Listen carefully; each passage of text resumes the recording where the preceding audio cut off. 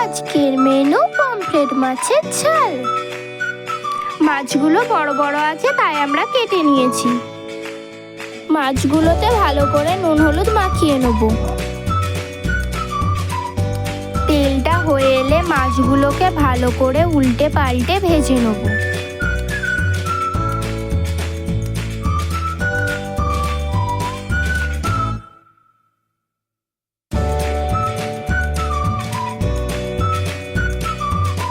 ধনে পাতাগুলোকে কুচি করে কেটে নেব। আমরা দুটো কাঁচা লঙ্কা দিয়েছি, আপনারা আপনাদের পছন্দ মতন ঝাল দেবেন।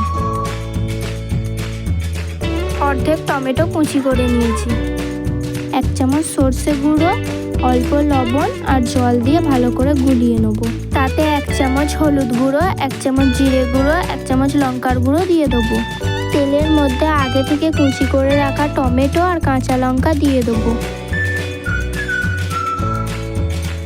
এবার আগে থেকে তৈরি করে রাখা মিশ্রণটি জল দিয়ে গুলিয়ে দিয়ে দেবো।